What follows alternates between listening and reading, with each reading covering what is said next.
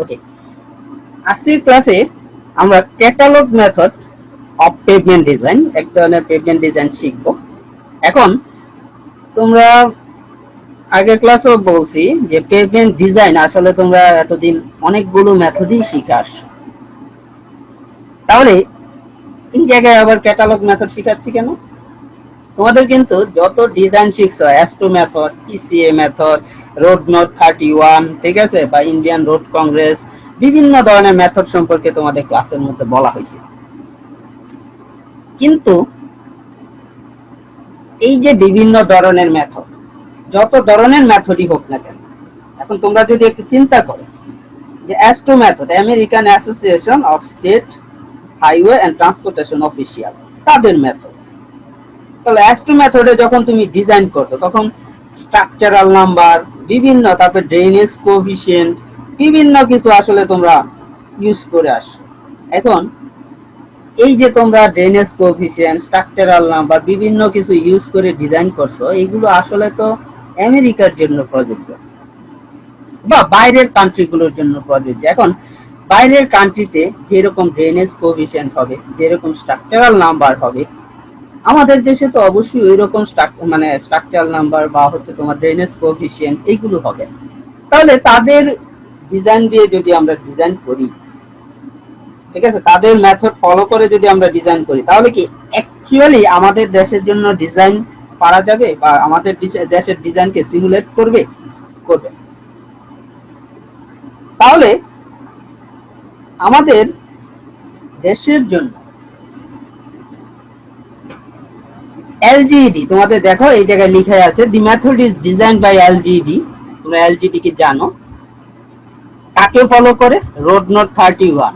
Road note 31 কে follow করে আমাদের দেশের জন্য কিছুটা মডিফিকেশন করে এই যে মেথডটা, ক্যাটালগ মেথড, এটা ডেভেলপ করছে। আর ক্যাটালগ, এটার নাম কি, ক্যাটালগ কেন, এটা আমরা পরে আসবো। তাহলে যেহেতু আমাদের দেশের জন্য সিমুলেট করে এই মেথডটা ডেভেলপ করা হয়েছে, সো এই মেথডটা অবশ্যই কি আমাদের দেশের জন্য মানে বেশি খাদ্য। অন্যান্য দেশের যে ডিজাইন অ্যাস্টো বা road note 31, Indian road Congress বা অস্ট্রেলিয়ান তোমার এই পেভমেন্ট ডিজাইন মেথড, ঠিক আছে, এই জিনিসগুলো আমাদের দেশের জন্য যতটা না অ্যাপ্লিকেবল হবে, তার চাইতে বেশি এই ক্যাটালগ মেথডটা অ্যাপ্লিকেবল হবে। তবে এখানে কথা আছে যে ক্যাটালগ মেথড দিয়ে তাহলে কোন ধরনের রাস্তা ডিজাইন করা যাবে? ক্যাটালগ মেথড দিয়ে আমরা ফ্লেক্সিবল পেভমেন্টের ডিজাইন শিখব, নট রিজিড পেভমেন্ট। ফ্লেক্সিবল পেভমেন্টের ডিজাইন আমরা ক্যাটালগ মেথড দিয়ে শিখব। এখন এই যে ক্যাটালগ মেথড দিয়ে ফ্লেক্সিবল পেভমেন্টের ডিজাইন শিখব, এখন ফ্লেক্সিবল পেভমেন্টের তো বিভিন্ন ফল্ট বা বিভিন্ন সমস্যা আছে। যে ফ্লেক্সিবল পেভমেন্ট পানির তলে হচ্ছে তোমার সাস্টেইন করতে পারে না, কিন্তু রিজিড পেভমেন্ট পানির তলে সাস্টেইন করতে পারে। যেহেতু ক্যাটালগ মেথডে আমরা ফ্লেক্সিবল পেভমেন্টের ডিজাইন শিখতেছি এবং ফ্লেক্সিবল পেভমেন্টের বিভিন্ন ফল্ট আছে আমাদের দেশের ওয়েদার কন্ডিশনের পার্সপেক্টিভে, সেহেতু এই ক্যাটালগ মেথডে পেভমেন্ট ডিজাইন করতে হলে আমাদের কিছু জিনিস জানা দরকার। জিনিসগুলো কি? সেটা হচ্ছে যে এই যে আমরা মানে রাস্তা ডিজাইন করবো, তার কস্ট,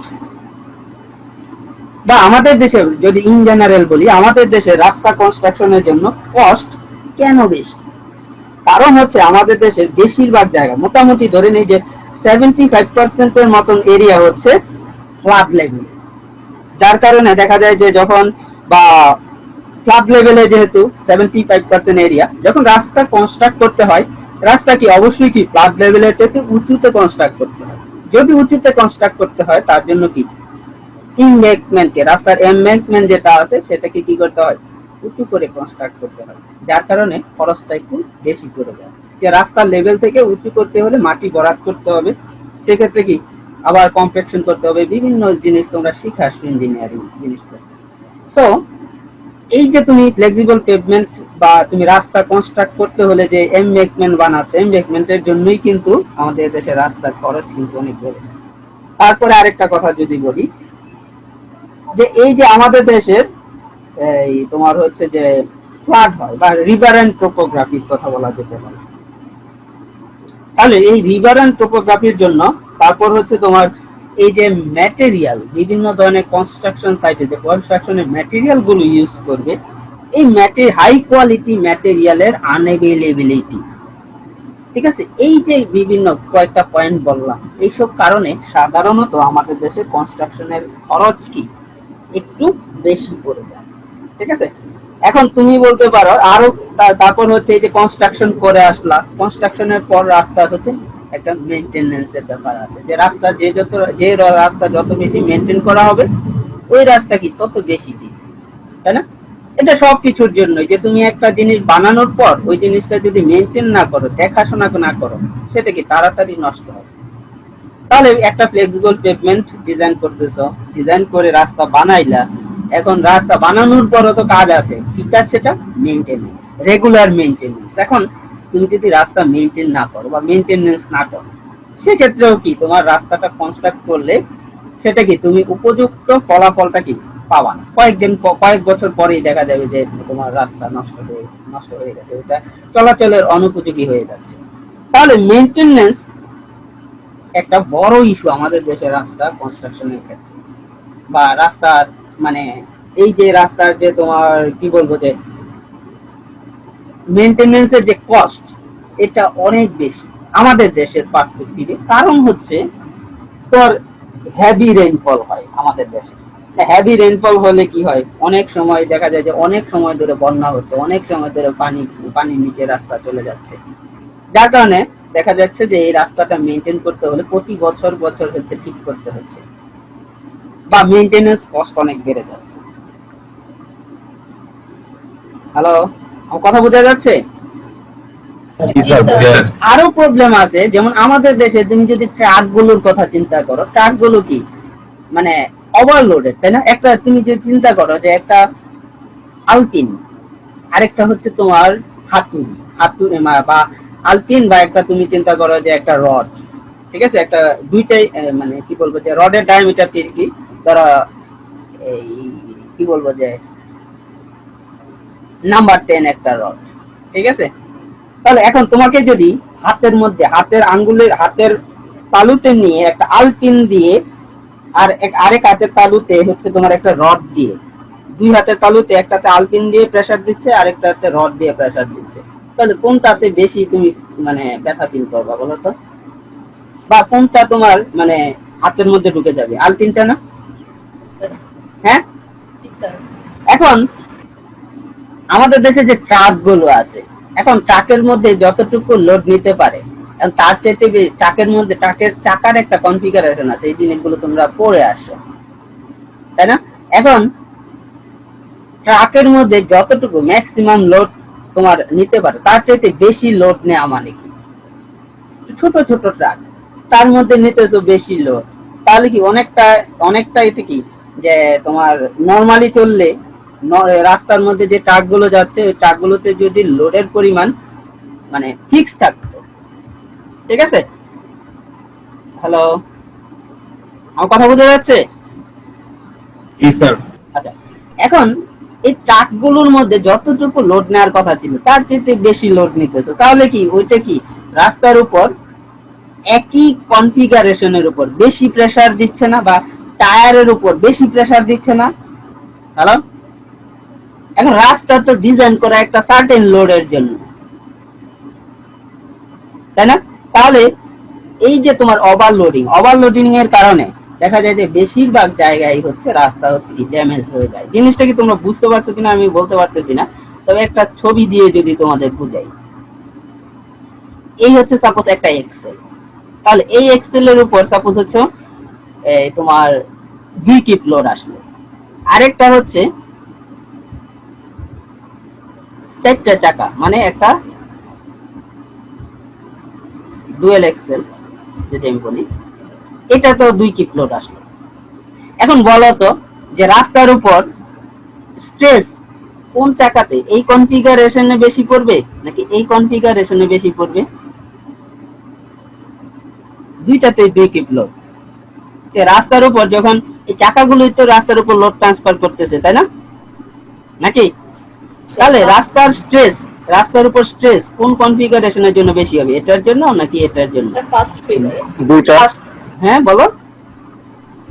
দুই চাকা যেটা ওইটা দুই চাকা, কারণ হচ্ছে এই জায়গায় যদি সাপোজ 2 কিপ লোড দাও, তাহলে সাপোজ এটাতে যাবে 1 কিপ, এটাতে যাবে 1 কিপ, কিন্তু এটাতে কি ডিস্ট্রিবিউশনটা হবে কি 0.5 ধরে নিলাম আর কি, একটা অ্যাজাম্পশন করে 0.5, তাহলে মানে রাস্তার উপর কি লোডটা কি ডিস্ট্রিবিউট হয়ে যাচ্ছে, তাই না? তাহলে এক্সেল এর কনফিগারেশন কি রকম সেটার উপর বেসিস করে কিন্তু মানে কত লোড মানে একটা গাড়ির উপর চাপানো যায় এটা কিন্তু ডিপেন্ড করে, তাই না? Hello, ji sir. তাহলে যে জিনিসটা বলতে যাচ্ছি যে ওভারলোডিং, ঠিক আছে, ওভারলোডিং এর কারণে আমাদের দেশের বেশিরভাগ রাস্তায় দেখা যায় যে ডিজাইন করা হয় একটা কিছুর জন্য, কিন্তু ওই যে তোমার মানে যতটুকু ধরে তোমার ট্রাক ধরে ডিজাইন করা হয় তার চেয়ে বেশি লোড মানে ওভারলোডিং করে ট্রাকগুলো চলাফেরা করে, যার কারণে দেখা যায় যে রাস্তার মানে ড্যামেজ বেশি হয়, ঠিক আছে? তাহলে যে জিনিসটা বলতেছি, এই জিনিসগুলো তো বললাম যে ক্যাটালগ মেথড আমরা কেন ইউজ করি বা ক্যাটালগ মেথড ইউজ করার কারণ, তারপর হচ্ছে আমাদের দেশের ইন জেনারেল সিনারিওটা কিরকম, মানে রোড ইনফ্রাস্ট্রাকচারের কেন মেইনটেনেন্স কস্ট বেশি, কেন কনস্ট্রাকশন কস্ট বেশি, একটু ওভারভিউ দেওয়ার চেষ্টা করলাম। তবে এত কিছু, এটা চ্যাপ্টারটা যেহেতু অনেক বড়, এত কিছু না বলে আমরা ডিরেক্ট ডিজাইনের দিকে চলে যাব। ডিজাইনে যাওয়ার আগে কিছু জিনিস তোমাকে একটু মনে রাখতে হবে। ক্যাটালগ মেথডের তোমার সুবিধাগুলো, ক্যাটালগ মেথডের সুবিধার কথা যদি বলি, প্রথমেই হচ্ছে এটা একটা সিম্পল ডিজাইন। কেন? এখন তোমরা যখন লাইব্রেরিতে যাও, লাইব্রেরিতে তোমাদের আহসানুল্লাহ লাইব্রেরিতে যদি যাও, অনেক অনেক বই আছে না? লাইব্রেরিতে অনেক অনেক বই আছে, তাই না? এখন তুমি সিভিল ইঞ্জিনিয়ারিং এর বই বা পার্টিকুলার তুমি যে ট্রান্সপোর্টেশন ইঞ্জিনিয়ারিং এর বই খুঁজে বের করতে চাও, তাহলে লাইব্রেরি থেকে কিভাবে খুঁজে বের করো বলো তো? হ্যাঁ, যে ট্রান্সপোর্টেশন ইঞ্জিনিয়ারিং এর বই কোনটাকে আছে কিভাবে খুঁজে পাবা? লাইব্রেরির ক্যাটালগ দেখে, লাইব্রেরির ক্যাটালগ দেখে, তাই না? নাকি? তাহলে এই যে তুমি ক্যাটালগে যাও, ক্যাটালগ দেখে তুমি কি একটা বই সিলেক্ট করতেছো, তাই না? যে এই বইটা কোন ক্যাটালগে, মানে ক্যাটালগের মধ্যে কোথায় আছে, এবং ওইটা কি ওই তুমি শেলফটা সিলেক্ট করে ওই শেলফের মধ্যে চলে যাচ্ছ, বইটা সিলেক্ট করে নিয়ে চলে আসতেছো। এই পেজমেন্ট ডিজাইনটা কিন্তু একদম ওই রকমই, অনেকগুলো ডিজাইন তোমার ডেভেলপ করা আছে।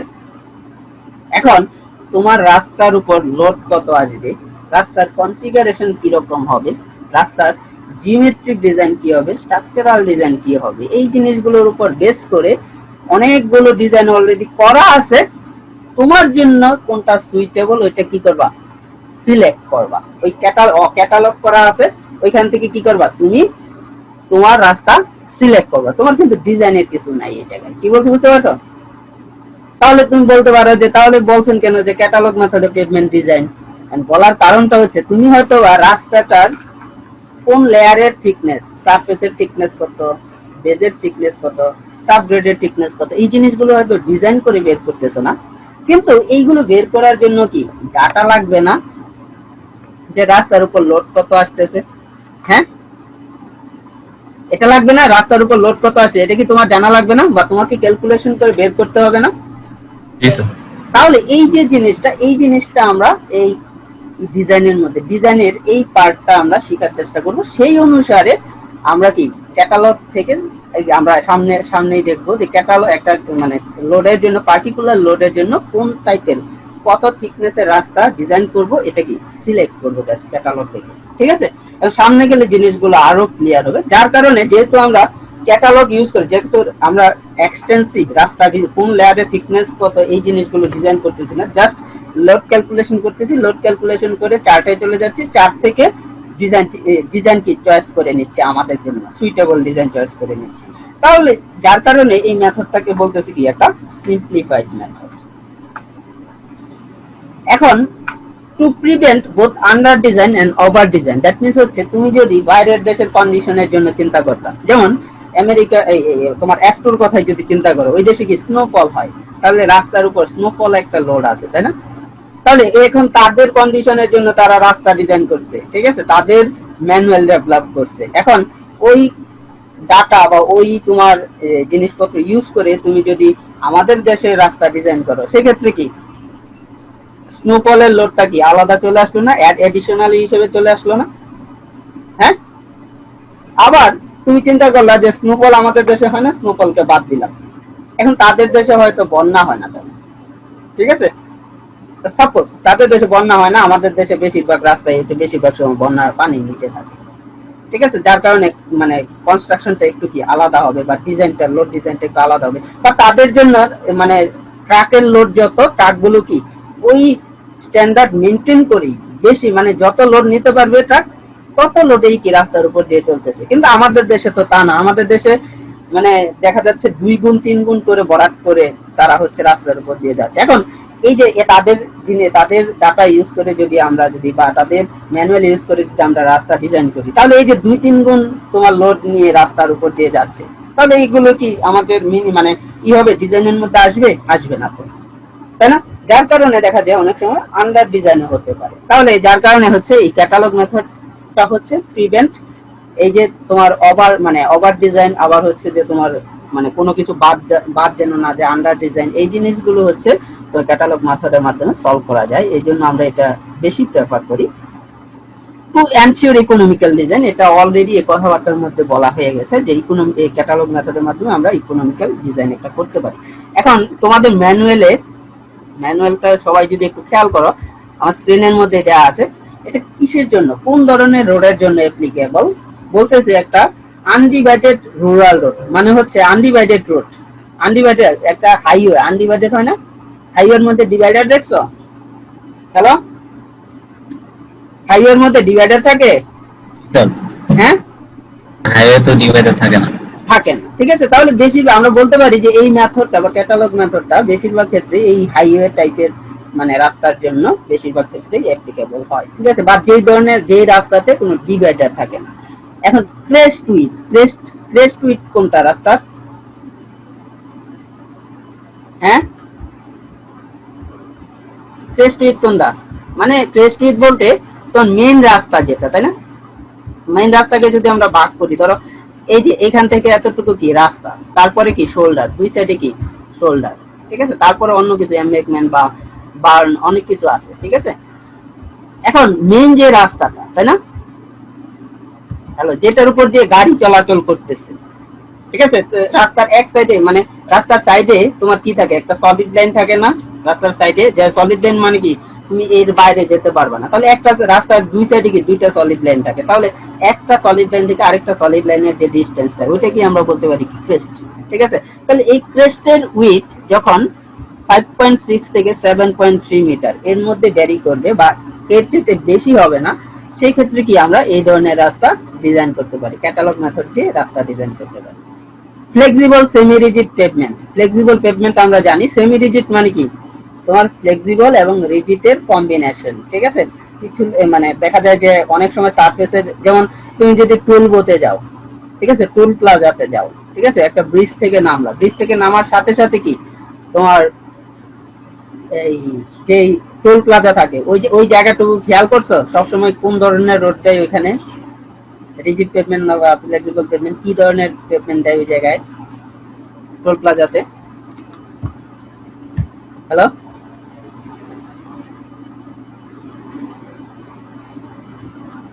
টোল প্লাজাতে কি ধরনের পেভমেন্ট ইউজ করে, রিজিড না ফ্লেক্সিবল? হ্যাঁ, রিজিড। রিজিড, ঠিক আছে? এখন রিজিড পেভমেন্টের অসুবিধাটা কি?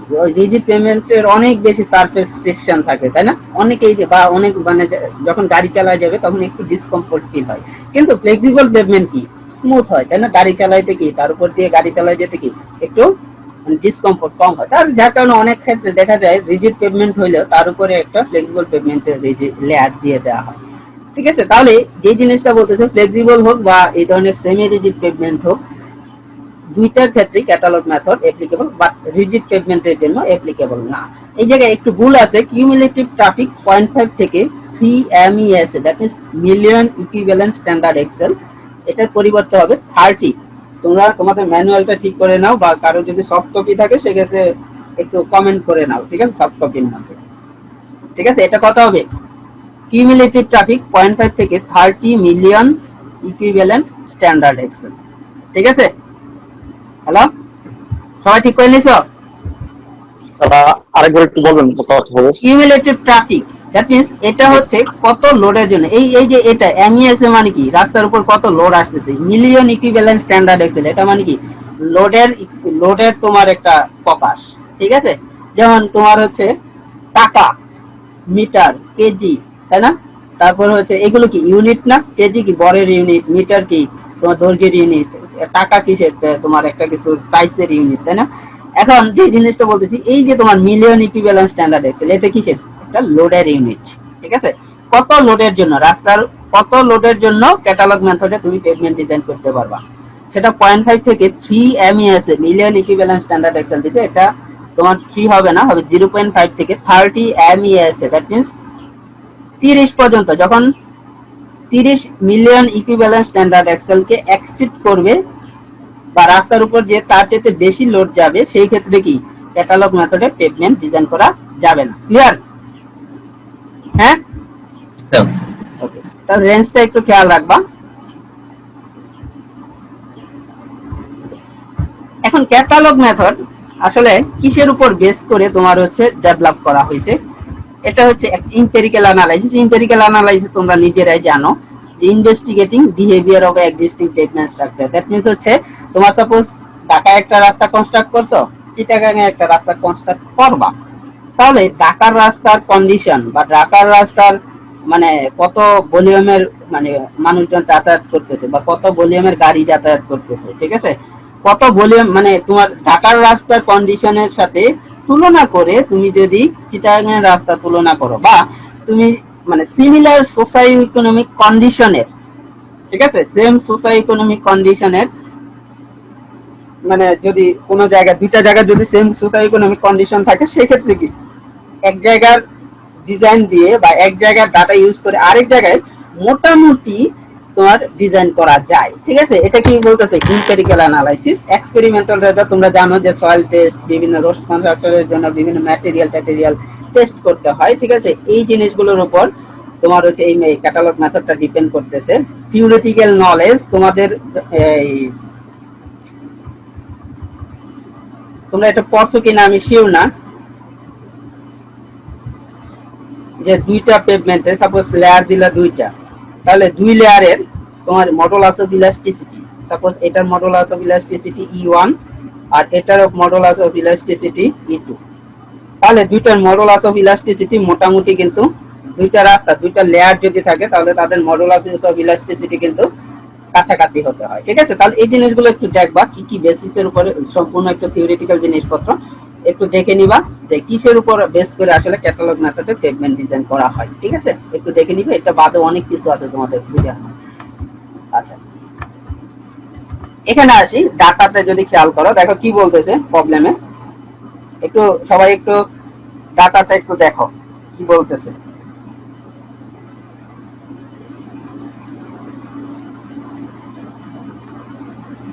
বলতেছে একটা ফ্লেক্সিবল পেভমেন্ট ডিজাইন করতে an undivided rural highway using catalog method of pavement structures, আর ডাটাগুলো নিচে দিয়ে দিছে, তাই না?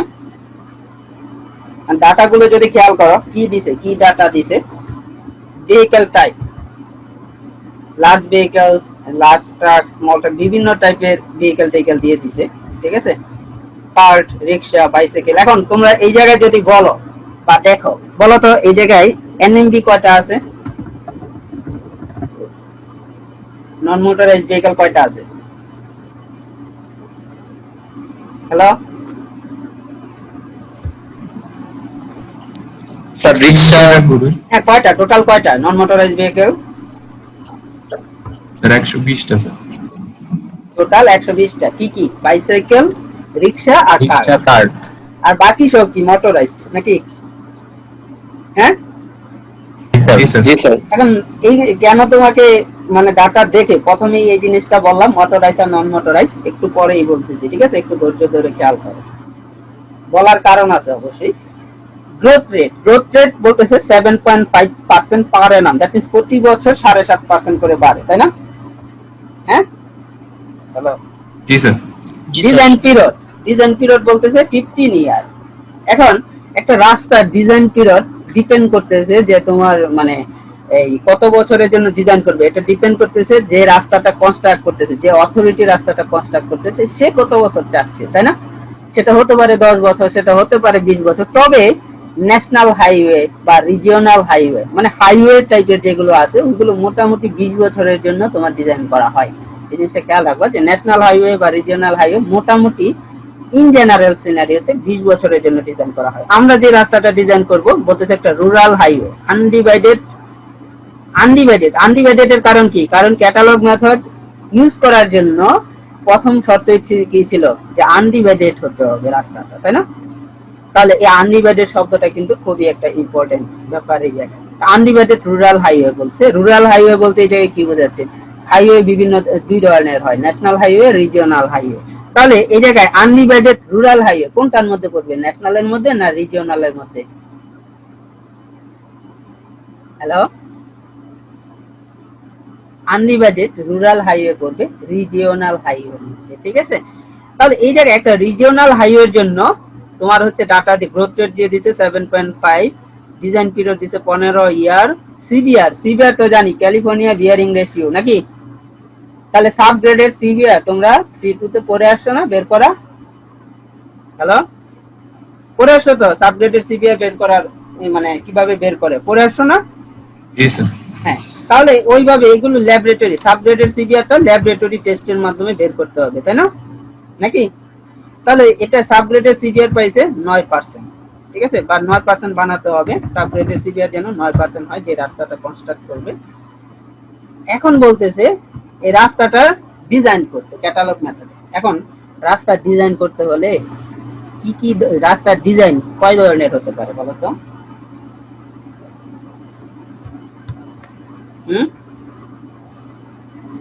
ডিজাইন কয় ধরনের হতে পারে একটা রাস্তার? এটা আমি প্রতি ক্লাসেই বলি তোমাদের, মানে বা তোমাদের যতগুলো ক্লাস হয়েছে প্রতিটাতেই বলছি। ডিজাইন হচ্ছে দুই ধরনের, একটা হচ্ছে জিওমেট্রিক ডিজাইন আর একটা কি স্ট্রাকচারাল ডিজাইন, তাই না? এখন জিওমেট্রিক ডিজাইন কি বলো কেউ? না পারলে সব ভুল হয়ে যায় সমস্যা নাই, কেউ রেসপন্স করো যে জিওমেট্রিক ডিজাইনটা আসলে কি? ওদের মার্কস কাটা যাবে না, সো রেসপন্স করতে পারো, সমস্যা নেই, বা ভুল হইলে আমি ঠিক করে দিব। স্যার রাস্তার width কত হবে? হ্যাঁ, মানে তোমাদের কিন্তু ছিল একটা টপিকই ছিল 351 এ তাই না? জিওমেট্রিক ডিজাইন অফ হাইওয়ে পড়ছো না? হ্যালো, পড়ছো? এখন ওই যে তোমার কার্ভ কত হবে, কার্ভের ওয়াইডেনিং কত হবে, তোমার এই স্লোপ কত হবে, রাস্তার ক্রস সেকশনাল স্লোপ কত হবে, লংগিটিউডিনাল স্লোপ কত হবে, ঠিক আছে? ড্রেনেজ এর ডাইমেনশন কত হবে, শোল্ডারের উইডথ কত হবে, রাস্তার লেনের উইডথ কত হবে, তাই না? তারপর হচ্ছে এমব্যাঙ্কমেন্টের স্লোপ কত হবে, এই যে জিনিসগুলো আরো অনেক কিছু আছে। এই যে জিনিসগুলো এইগুলো কি বলতো? হ্যালো, এইগুলো কি জিওমেট্রিক ডিজাইনের সাথে রিলেটেড। এখন স্ট্রাকচারাল ডিজাইন কোনটা? হ্যাঁ, স্ট্রাকচারাল ডিজাইন কোনটা? স্যার রাস্তার লেয়ারের যে ডিজাইন সেটা। লেয়ারের থিকনেস, কোন লেয়ারের থিকনেস কত হবে, তাই না? জি স্যার। কোন লেয়ারের স্ট্রেংথ কি রকম হবে, কোন লেয়ারের থিকনেস কত হবে। তাহলে এই যে তোমরা কিন্তু জেনে গেলা যে রাস্তার জিওমেট্রিক ডিজাইন আছে আর একটা কি স্ট্রাকচারাল ডিজাইন আছে। তাহলে তোমাকে বলছে ফ্লেক্সিবল পেভমেন্টের রাস্তা ডিজাইন করতে, তাহলে কি জিওমেট্রিক ডিজাইনও শিখবো আজকে, স্ট্রাকচারাল ডিজাইনও শিখবো নাকি? এখন তোমাকে যদি প্রথম কোশ্চেন করি, সাপোজ একটা 2 লেনের রাস্তা, 2 লেন 2 ওয়ে, এদিক থেকে গাড়ি যাচ্ছে আর এই দিক থেকে গাড়ি আসতেছে। এখন একটা রিকশা যদি থাকে সামনে, সাপোজ এই একটা রিকশা, এখন রিকশার জন্য রাস্তা, আরেকটা আছে তোমার ট্রাক, ট্রাকের ডাইমেনশন কি বড়, তাই না? রিকশার চাইতে অবশ্যই কি উইথে বড় হবে, তাই না? বা একটা বাসের কথাই যদি চিন্তা করো, বাসের ডাইমেনশন কত? মোটামুটি 6 ফিটের কাছাকাছি হয়, তাই না? তাহলে পিছনে আছে বাস, 1 লেনের রাস্তা, সাপোজ 1 লেন বরাবর যেতে পারে, সামনে আছে রিকশা। এখন বলো রিকশার জন্য কি বাসটা, পিছনের বাসটা কি যেতে পারবে সামনে? না স্যার। যেতে পারবে না। এখন আমি বলতেছি যে এই দিক দিয়ে অনেক ভেহিকেল আসতেছে, যে তুমি ওভারটেক করে এই দিক দিয়ে ওভারটেক করে এই পাশে চলে আসবে, তারও স্কোপ নাই, কারণ দুই দিক দিয়ে সমানে ভেহিকেল চলতেছে, তো ওভারটেক করার স্কোপ নাই। এখন কেন যেতে পারতেছে না, কারণ কি? কারণ সামনে রিক্সাটা কি একটা সার্টেন স্পেস অকুপাই করে আছে, তাই না? যার কারণে পিছনের ভেহিকেলটা কি রিক্সাকে ক্রস করে চলে যেতে পারতেছে। এখন যখন সে সুযোগ পাবে তখন কি অবশ্যই সে অপোজিট লেনে গিয়ে নিজের লেনে ব্যাক করে মানে ওভারটেক করে চলে আসবে, কিন্তু আমি ধরে নিচ্ছি যে ওভারটেক করতে পারতেছে না। তাহলে কেন ওভারটেক করতে পারতেছে না? কারণ রিক্সাটা একটা সার্টেন জায়গা দখল করে আছে, তাই না? Hello, ji sir. হ্যাঁ, তাহলে এই যে তোমার রিক্সা মানে এখন লোডের কথা যদি চিন্তা করো, একটা রাস্তার উপর দিয়ে একটা রিক্সা যদি যায় তাহলে রাস্তার বেশি ড্যামেজ করবে, নাকি একটা ট্রাক যদি যায় তাহলে রাস্তার বেশি ড্যামেজ করবে বা রাস্তার উপর বেশি লোড আসবে? ট্রাক গেলে বা একটা বাস গেলে, বড় ভেহিকেল গেলে, তাই না? এখন তোমরা একটা ফর্মুলা পড়ে আসছো কিনা আমি শিওর না। ড্যামেজ একটা ভেহিকেলের একটা রাস্তার উপর দিয়ে গেলে কতটুকু ড্যামেজ করবে, এটা একটা ফর্মুলা দিয়ে প্রকাশ করা যায়, বা একটা ফর্মুলার প্রপোর্শনাল, ড্যামেজ প্রপোর্শনাল টু, এই ফর্মুলাটা কি দেখছো? দেখো তো, ড্যামেজ ইকুয়াল টু, দেখছো, load by 18 kip to the power 4, damage এর প্রপোর্শনাল। তোমরা পড়ছো কিনা বা দেখছো কিনা কোথাও মনে আছে? হ্যালো, না স্যার। আচ্ছা, যদি না দেখে থাকো তাহলে আমি এখন দেখাচ্ছি আর কি, ঠিক আছে? ড্যামেজ হচ্ছে একটা ভেহিকেল রাস্তার উপর দিয়ে গেলে কত ড্যামেজ করবে, এটা হচ্ছে ওই ভেহিকেলের লোড আর 18 কিপ, 18 কিপ মানে কি স্ট্যান্ডার্ড এক্সেল এর লোড, ঠিক আছে? 18 কিপ লোডের রেশিওর পাওয়ারের 4, ঠিক আছে? তাহলে একটা রিক্সা যদি হয়, রিক্সার ওয়েট কত বা লোড কত রাস্তার উপর রিক্সা একটা রিক্সা রাস্তার উপর লোড কত দিবে? ধরো মানুষও আছে রিক্সার উপর, মানুষ বসে চড়ে হচ্ছে কোন জায়গা থেকে কোথায় যাচ্ছে, তবে মানুষের লোড সহ রিক্সার লোড সহ টোটাল কতটুকু ওজন হতে পারে বলো তো?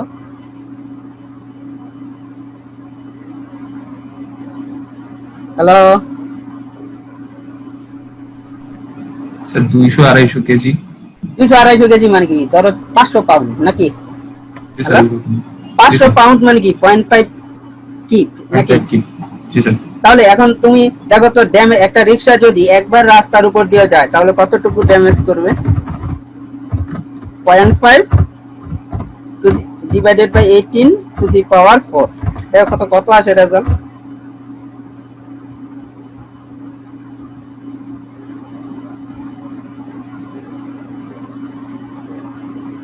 তাড়াতাড়ি ক্যালকুলেশন করে বলো, একটা ক্যালকুলেটর নিয়ে না সাথে, কারণ হচ্ছে তোমাদের সাথে আজকে অনেক ক্যালকুলেশন শিখবো তো আমরা, একটা ক্যালকুলেটর সাথে রাখো। স্যার 0.00000 এই পাওয়ারে বলো, সায়েন্টিফিক মোডে বলো। 3 into sir 5.95 into 10 inverse 7, and 5 into 10 to the 10 power inverse 7 -7, তাই না? স্যার। এখন বলো তো, যদি ড্যামেজের পরিমাণ 1 করতে হইতো তাহলে কতগুলো ভেহিকেল রাস্তার উপর দিয়ে যেতে হইতো? কতগুলো রিক্সা রাস্তার উপর দিয়ে গেলে ড্যামেজ 1 হবে?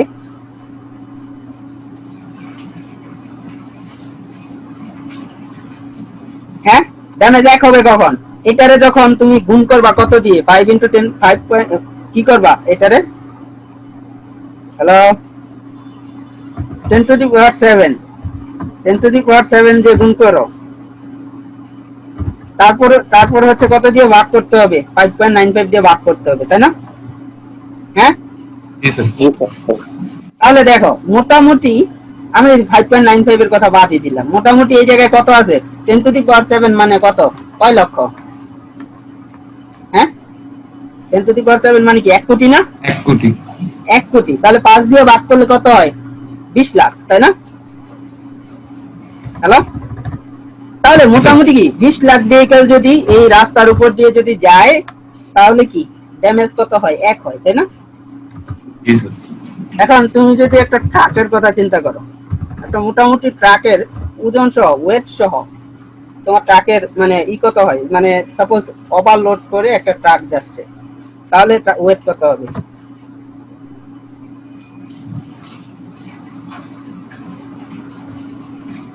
একটা ট্রাকের ওয়েট কত হয় বলো তো মোটামুটি,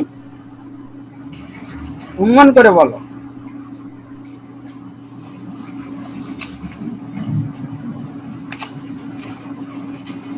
হ্যালো, কথা কি বোঝা যাচ্ছে না? স্যার বোঝা যাচ্ছে। হ্যাঁ, তো একটা ট্রাকের ওয়েট মোটামুটি কত হতে পারে বলো তো? Around 10 ton. 10 টন মানে কি কিপে নাও, তাহলে কত কিপে নিলে? 400 কেজি থেকে 500 কেজির কাছাকাছি টোটাল ওভারলোডেড করলে। তাহলে কিপে কত আসে কিপে বলো? একটা মোটামুটি ধরো তোমার একটা এই ছোটখাটো যদি ট্রাক হয় ওইটার ওজন মোটামুটি তোমার 3000 পাউন্ডের মতন হয়, ধরে নিলাম 3000 পাউন্ড। বা একটা বড় ট্রাক যদি হয় সেটার ওজন তোমার মোটামুটি 10,000 পাউন্ড হতে পারে, 10 কিপের মতনও হতে পারে, ঠিক আছে? হ্যালো, জি বা স্যার। আরো বড় ধরনের সেমি ট্রেলার যদি যায় তাহলে কি আরো বেশি লোড আসবে, তাই না নাকি? জি স্যার। তাহলে ধরে নিলাম যে একটা ট্রাকের লোড সাপোজ হচ্ছে এই একটা ট্রাকের সবকিছু মিলায়, একটা বড় বড় ট্রাকের একটা সবকিছু মিলায় 20 কিপ লোড নিতে পারে, ঠিক আছে? তাহলে 20 divided by 18 to the power 4 কত আসে বলো তো? 1.52। 1.52। তাহলে এই 1.52 দ্যাট মিন্স তোমার দেখতেছো যে ড্যামেজ যদি এক করতে হয় তাহলে রিকশা যাইতে হইতেছিল 20 লাখ, কিন্তু একটা ট্রাক দিয়ে ড্যামেজ করতে হয়েছে কত? 1.52। তাহলে বলো 1.52 ড্যামেজ করতে রিকশা কি 30 লাখ যেতে হবে না? হ্যাঁ, জি স্যার। তাহলে 30 লাখ রিকশা যদি যায় তাহলে রাস্তার যতটুকু ড্যামেজ হবে একটা ট্রাক গেলে, বড় ধরনের ট্রাক গেলে কি ততটুকু ড্যামেজ হবে, তাই না? জি স্যার। তাহলে জি স্যার। তুমি যদি এখন এখন একটা কথা বলি, একটু ভালো করে খেয়াল করবে। এই যে রাস্তার জিওমেট্রিক ডিজাইনের কথা চিন্তা করো, তাহলে সামনে একটা রিকশা আছে, রিকশার জিওমেট্রি দ্যাট মিন্স উইডথের কারণে পিছনের ট্রাকটা যেতে পারতেছে না, তাই না? তাহলে জিওমেট্রির উপর এই যে স্মল ভেহিকেল হোক লার্জ ভেহিকেল হোক তাদের একটা এফেক্ট আছে নাকি, তাই না? জি স্যার। কারণ সে কি একটা সার্টেন স্পেস দখল করতেছে রাস্তার উপর নাকি? কিন্তু স্ট্রাকচারাল ডিজাইন বা লোডের ক্ষেত্রে যদি আমি চিন্তা করি তাহলে একটা লার্জ ভেহিকেলের সাথে এই যে রিকশা সাইকেল বা স্মল ধরনের একটা কারের কথাই যদি বলি, অটো রিকশার কথাই যদি বলি, ঠিক আছে, তাহলে এইগুলোর ওয়েট খুবই নেগলিজিবল, তাই না? হ্যাঁ, জি স্যার। তাহলে রাস্তার ডিজাইন জিওমেট্রিক ডিজাইন যদি করি তাহলে রাস্তার যত ধরনের ভেহিকেল আছে সবগুলোর জন্য ক্যালকুলেশন করা উচিত, কারণ সব ভেহিকেলই কি রাস্তার সার্টেন জায়গা দখল করে। কিন্তু যখন স্ট্রাকচারাল ডিজাইন করি তখন সব ধরনের ভেহিকেল আমার কাউন্টে আনার দরকার আছে অযথা কমপ্লেক্সিটি বাড়ানোর জন্য? দরকার আছে? হ্যালো, জি স্যার, দরকার নেই। তাহলে এই যে যে জিনিসটা বললাম যে রাস্তা স্ট্রাকচারাল ডিজাইনের জন্য যেই মানে ভেহিকেল গুলো রাস্তার বেশি ড্যামেজ করতেছে তাদেরকে কি কাউন্ট আনলে কি বাকিগুলো নেগলিজিবল, বাকিগুলো যদি কাউন্ট করতে পারো তাহলে বেটার। সব ভেহিকেল যত ভেহিকেল যাবে সব ভেহিকেলের লোড যদি কাউন্ট করতে পারো তাহলে বেটার। কিন্তু দেখা যাবে যে তোমার সব বড় ধরনের ভেহিকেল ড্যামেজ করতেছে 98% ড্যামেজ তারাই করতেছে, আর ওই যে ছোট ছোট ভেহিকেল গুলো হয়তো বা 1-2% ড্যামেজ করতেছে। তো 1-2% ড্যামেজের জন্য বা 1-2% কে অ্যাকুরেট করার জন্য তোমার এত ক্যালকুলেশনের দরকার নাই, তাই না? দরকার আছে?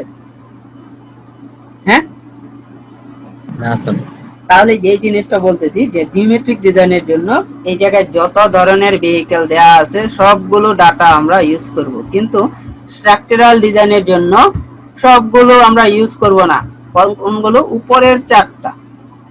এই উপরের চারটা মোটামুটি যদি কাউন্ট করি তাহলে ড্যামেজ মানে রাস্তার লোডের লোড যারা রাস্তার উপর লোড কন্ট্রিবিউট করতেছে তাদের মোটামুটি above 95%, in some cases 99% load এই উপরের গুলোই কি তোমার দিয়ে দিবে।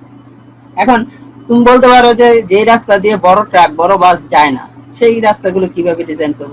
সেই রাস্তাগুলোর জন্য কি ট্রাকই বড়, যেটাতে ট্রাক যাচ্ছে না, বড় বাস যাচ্ছে না, সেই রাস্তার জন্য কি কারই বড় ভেহিকেল, তাই না?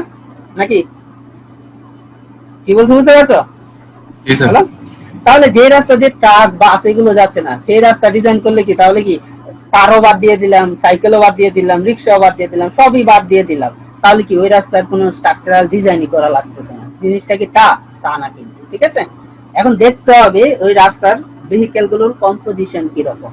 এখন দেখা গেল এই জায়গায় কম্পোজিশন আমি দেখলাম বড় বড় ট্রাক আছে, বড় বড় বাস আছে, তাহলে তাদের তুলনায় এই যে রিক্সা, কার, মোটরসাইকেল, বাইসাইকেল এইগুলো ওয়েট কি নেগলিজিবল, যার কারণে এদেরকে কি ক্যালকুলেশনে না আনলেও মোটামুটি অ্যাবভ 95% লোড কি ক্যালকুলেট হয়ে যায়।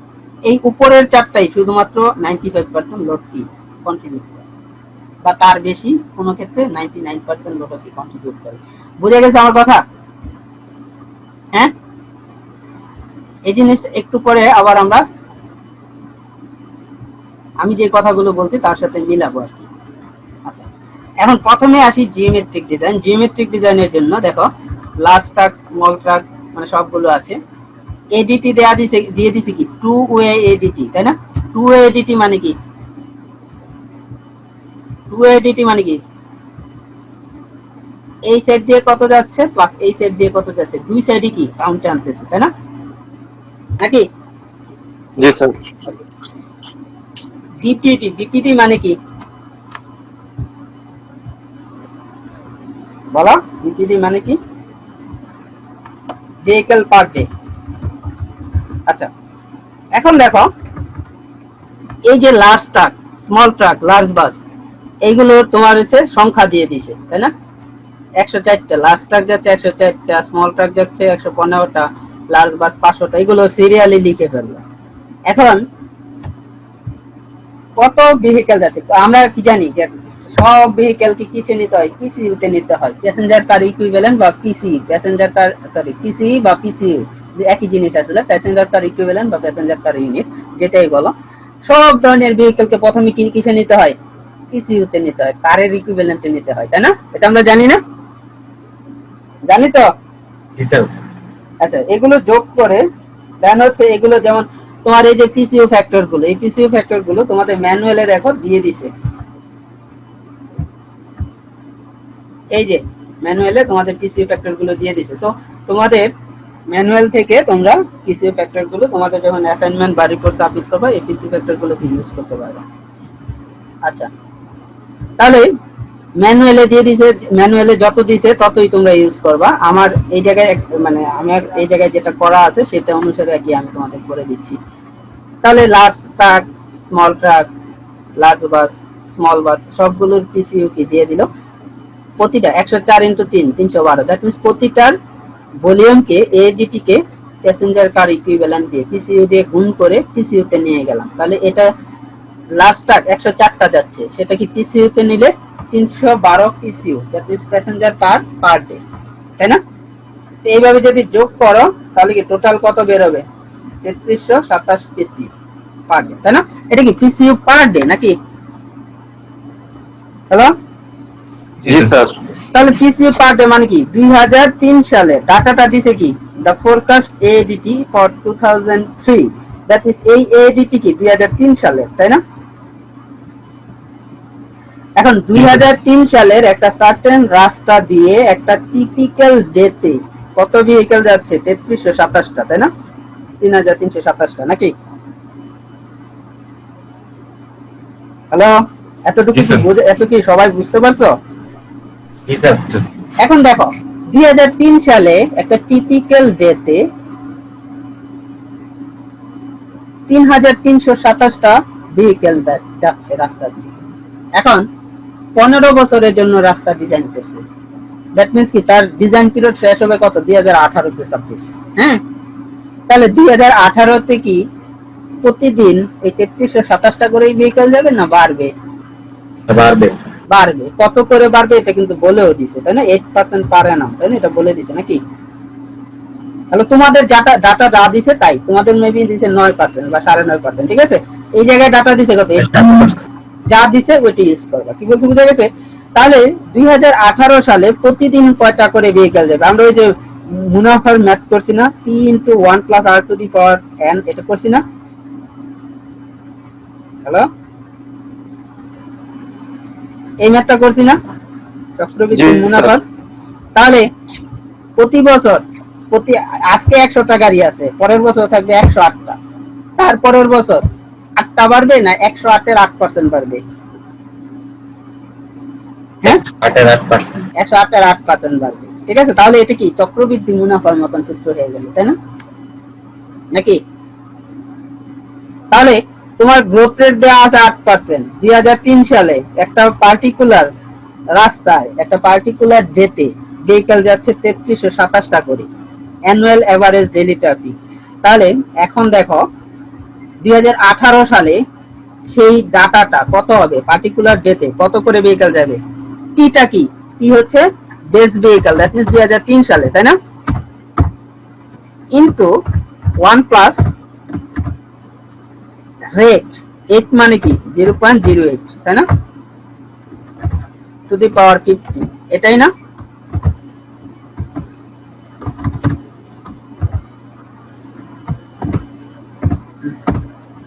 এইটা যদি ক্যালকুলেট করো দেখো তো কত আসে, কত বলতেছে 10,554, তাই না?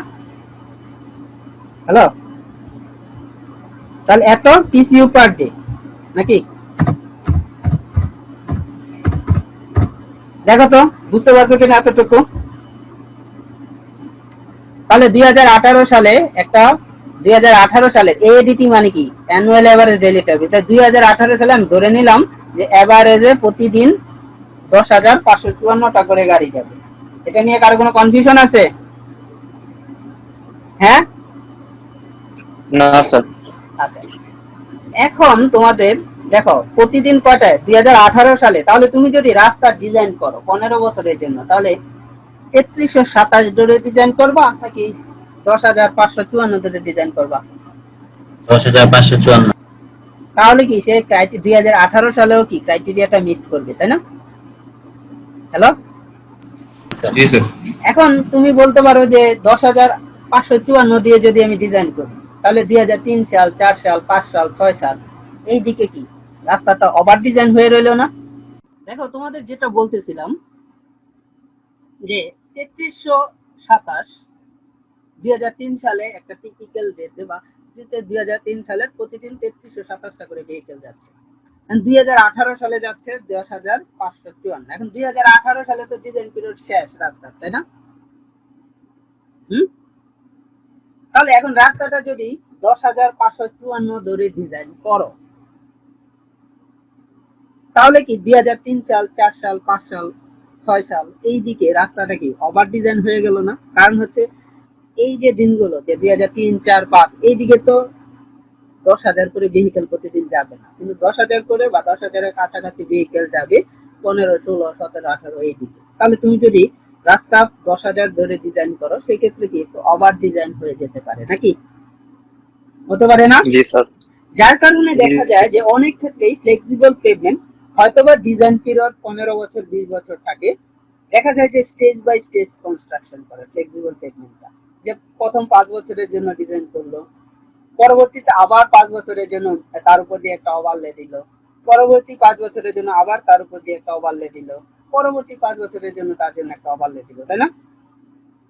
হ্যালো, এটা কিন্তু স্ট্রাকচারাল ডিজাইনের জন্য প্রযোজ্য, কিন্তু জিওমেট্রিক ডিজাইনের জন্য তুমি যদি একবার রাস্তা 3327টা ভেহিকেলের জন্য ডিজাইন করে ফেলো বা বানায় ফেলো, হ্যাঁ, তাহলে কয়েক বছর পরে যায় কি রাস্তাটিকে আবার এক্সটেন্ড করা সম্ভব বা জিওমেট্রি বাড়ানো সম্ভব? হ্যালো, স্যার কোশ্চেনটা আরেকবার একটু বলবেন?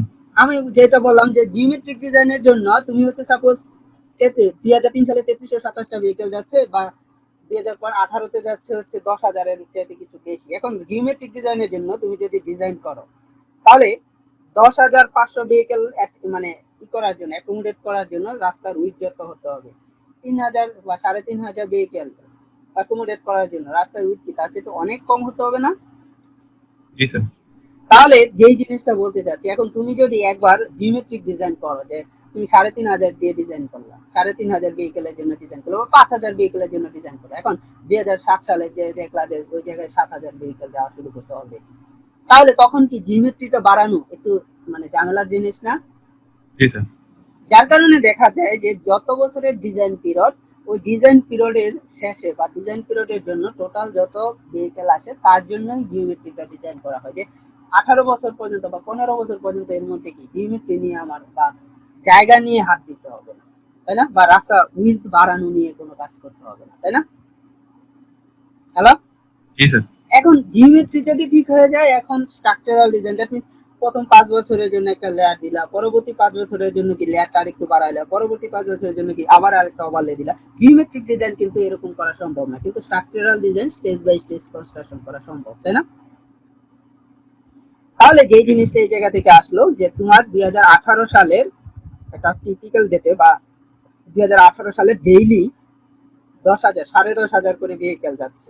তাহলে একটু আগে কথা বলছিলাম যে আমাদের রাস্তাটার টাইপটা কি, রিজিওনাল হাইওয়ে। তাহলে দেখো এই জায়গায় দুইটা টেবিল দেওয়া আছে, একটা ন্যাশনাল হাইওয়ে আর একটা কি রিজিওনাল হাইওয়ে। তাহলে রিজিওনাল হাইওয়ে টেবিলে চলে আসলাম। দেখো টেবিলের প্রথমেই দেওয়া আছে কি ক্রস সেকশন, দ্বিতীয়টা দেওয়া আছে optimum maximum design capacity. That means hello, maximum design optimum maximum design capacity কত হতে হবে এটা দেওয়া আছে। দেন পরবর্তী যেগুলো দেওয়া আছে এগুলোর দিকে আমাদের তাকানোর আপাতত দরকার নাই, ঠিক আছে? তবে তাকাইলে দেওয়া আছে যেটা যে ডিজাইন ক্যাপাসিটি যেটা দেওয়া আছে মানে পিক অপটিমাল ডিমান্ড ফ্লো, ঠিক আছে? একটা হচ্ছে ডিমান্ড ক্যাপাসিটি আর একটা কি demand flow PCU per hour, দুইটাই কি পিসিইউ পার আওয়ারে দেওয়া আছে। কিন্তু এই জায়গায় যদি একটু খেয়াল করো, প্রথমটা এই থার্ড আর ফোর্থ এই কলামগুলো কি আমাদের লাগবে না, প্রথম দুইটা কলামের মধ্যে আমাদের সব কাজ হয়ে যাবে। দেখো ক্রস সেকশন 5.5 কার জন্য, যখন ডেইলি 8,300 করে ভেহিকেল যাবে, তাই না? Hello, ji sir. যখন ডেইলি 18,000 পর্যন্ত ভেহিকেল যাবে, 18,500 পর্যন্ত যাবে, তখন কি রাস্তার উইডথ কত হতে হবে? 6.2 মিটার প্লাস একটা কি দিতে হবে? Pre widening of embankment 7.4 metre. That means এমবেকমেন্টটা কত করতে হবে? 7.4 মিটার পর্যন্ত করতে হবে, কিন্তু রাস্তার উইডথ কত? 6.2 মিটার, তাই না? হ্যালো, যখন জি, স্যার। 18,000-এর চাইতে বেশি হবে, 18,500 থেকে 26,000 পর্যন্ত হবে, দেন হচ্ছে আমরা এটা ইউজ করতে পারবো। 26,000-এর চাইতে বেশি হলে বা 26,000 পর্যন্ত হইলে আমরা এটা ইউজ করতে পারবো, তাই না? তাহলে আমাদের দেখো তো মানে 2018 সালে কত কিছু ভেহিকেল যাচ্ছিল? 10,500 না? জি স্যার। তাহলে দেখো তো এটা কি 2 নাম্বার গড়ে, 1 নাম্বার গড়ে কি স্যাটিসফাই করে? না স্যার। 8,300 1 নাম্বার গড়ে ম্যাক্সিমাম কত? 8,300 যাইতে পারবে, তাই না? কিন্তু Yes, sir. 2 নাম্বারটা যদি ডিজাইন করো ম্যাক্সিমাম কত ভেহিকেল যেতে পারবে একদিনে? 18,500। 5,500। তাহলে আমাদের রাস্তা দিয়ে ডিজাইন পিরিয়ডে ভেহিকেল যাবে হচ্ছে তোমার 10,500। তাহলে কোনটা সিলেক্ট করবো আমরা? 2 নাম্বারটা না? জি স্যার। এই জায়গায় দেখো রাস্তার উইথ কত? 6.2। তাহলে এমবেকমেন্টের উইথ কত বলতেছি কি? 7.4। তাহলে বাকি যে 1.2 এটা কি হবে? শোল্ডারের উইথ হবে না? Hello, ji sir. দুই সাইডের শোল্ডার মিলে কি 1.2 হবে, তাই না? মানে যে কথা বলতে চাচ্ছি যে রাস্তার টোটাল এমবেকমেন্ট দ্যাট মিন্স টপের উইথ, রোডের টপের উইথ সর্ব মানে টোটাল কত হবে? 7.4 মিটার, তাই না? 7.4 মিটারের মধ্যে 6.2 মিটার কি রোডের উইথ আর 1.2টা কি শোল্ডারের উইথ। দেখো বুঝতে পারছো কিনা? হ্যালো, তাহলে এই জায়গায় বলো স্যার আমাদের ডেইলি যে পিসি ওটা তো স্যার 10,000 আর স্যার আমরা ডিজাইন ADPCU, করতে এটা হচ্ছে এটা কিন্তু পিক আওয়ারের কথা। এই জায়গায় কোন জায়গায় কি পিক আওয়ারের ডাটা দিয়ে দিছে? হ্যালো, আচ্ছা তুমি যে কোশ্চেনটা করছো কমপ্লিট করো, বলো।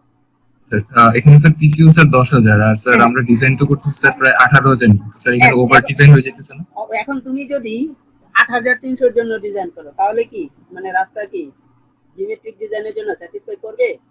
আচ্ছা সেটা করবে না, কিন্তু আমরা তো করবে স্যার না। মানে এখন এর মাঝখানের ভ্যালু নিয়ে করতে শোনো, পারতাম। কিছুটা ওভার ডিজাইন হচ্ছে, এটা ধরে নিতেই হবে। কিন্তু এটা তো তোমার তাহলে কি করতে হবে যে এত ভেহিকেলের জন্য লেন কয়টা লেন লাগবে, লেনের উইথ কত হবে, এই জিনিসগুলো কি তোমাকে ডিজাইন করতে হবে। তাহলে তো আর ক্যাটালগ মেথড রইল না, তাই না?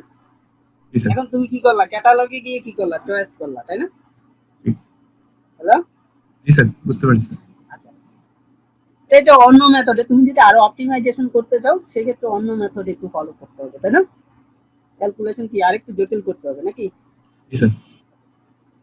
এটা জাস্ট একটা স্যাম্পল হিসেবে তোমাকে দেখানো হয়েছে। এখন দেখো তাহলে এতটুকু পর্যন্ত জিওমেট্রি নিয়ে রোডের উইথ শোল্ডারের উইথ এটাই কি জিওমেট্রি শেষ? এতটুকুই তো জিওমেট্রি শেষ না। রোডের তোমার মানে স্লোপ সাইড স্লোপ করতে হবে, ক্রস সেকশনাল স্লোপ করতে হবে, লংজিটিউডিনাল স্লোপ করতে হবে, কত কিছু আরো আছে, তাই না? হ্যালো, হ্যাঁ। জি স্যার। তাহলে এই জায়গায় ক্যাটালগ মেথডে আমরা জাস্ট আপাতত দুইটা জিনিস শিখলাম, রোডার উইথ আর শোল্ডারের উইথ। ওই যে ক্রস সেকশন এগুলো আরো অনেক কিছু আছে, এগুলো আপাতত তোমাদের এই কোর্সে শেখানো হবে না, ঠিক আছে? ওই জিনিসগুলো কিন্তু ক্যাটালগের মধ্যে আছে, ঠিক আছে? যে কত তুমি দিবা, কত মানে স্লোপ দিবা, কত কি কি করবা, ঠিক আছে? এখন প্রথমে হচ্ছে জিওমেট্রিক ডিজাইন, তাহলে শেষ হইলো। তাহলে এখন যাব আমরা স্ট্রাকচারাল ডিজাইন। এবং স্ট্রাকচারাল ডিজাইনের জন্য প্রথমেই বলছিলাম সব ভেহিকেল দিয়ে কি স্ট্রাকচারাল ডিজাইন করার দরকার নাই। যারা রাস্তার মধ্যে বেশি ড্যামেজ করে তাদেরকে দিয়ে স্ট্রাকচারাল ডিজাইন করবো নাকি? হ্যাঁ, হ্যালো, আমরা একটা উদাহরণ দিয়েও দেখছিলাম যে একটা ট্রাক যদি 30 লাখ ট্রাক মানে রিক্সা যায়, তাহলে হয়তো একটা ট্রাক একবার গেলে যতটুকু ড্যামেজ করে তার সমান ড্যামেজ করে, তাই না? কি বলছি বুঝতে পারছো? 30 লাখ ট্রাকের রিক্সার লোডের সমান হবে একটা ট্রাকের লোড। তাহলে কি মোটামুটি একটা ট্রাক একটা রিক্সা যদি রাস্তার উপর দিয়ে যায়, সেটা কি মোটামুটি ট্রাকের তুলনায় কি নেগলিজিবল বলা যায়, তাই না? নাকি? হ্যালো, যার কারণে কি বলতেছিলাম যে যখন স্ট্রাকচারাল ডিজাইন করব আমরা যেগুলো হচ্ছে ম্যাক্সিমাম ড্যামেজকে কন্ট্রিবিউট করতেছে তাদের জন্য স্ট্রাকচারাল ডিজাইনটা করবো। তাহলে ম্যাক্সিমাম ড্যামেজ করবে এই প্রথম 4টা ভেহিকেল। এখন তুমি বলতে পারো কারেরও তো অনেক লোড আছে। এখন একটা টিপিক্যাল কারের লোড কত হয় বলো তো? একটা প্যাসেঞ্জার কারের লোড কত হয়? হ্যাঁ, বলো, প্যাসেঞ্জার কারের লোড কিরকম হবে?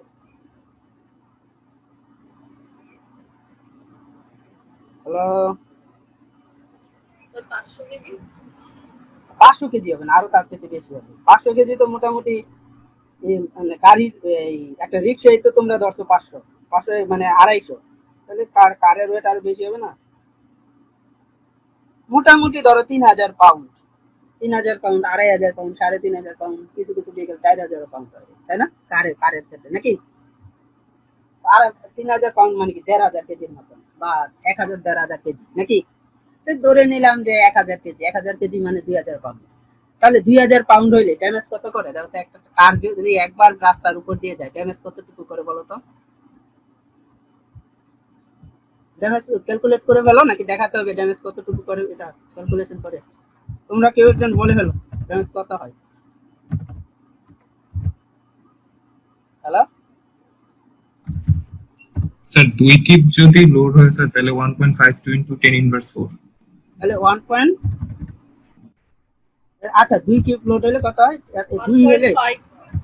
1.52 1.52 ইন্টু 10 ইনভার্স 4। 10 ইনভার্স 4 নাকি 10 inverse -4? Sir minus Minus 4 4.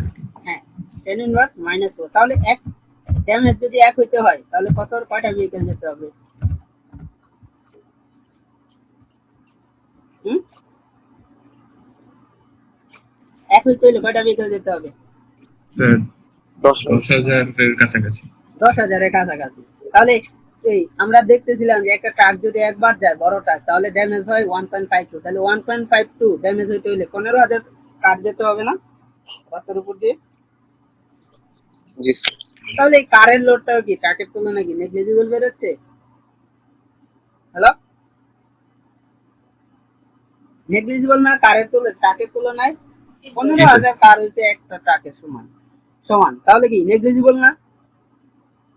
Hello, এখন তুমি যদি বলো না স্যার নেগলিজিবল না, তাহলে কি করতে হবে? কারের লোড, রিক্সার লোড, সবগুলো কি সব লোডই কি যোগ করে যদি করতে পারো তাহলে তো অবশ্যই বেটার নাকি? কি বলছো বুঝতে পারছো? Hello, Yes, sir.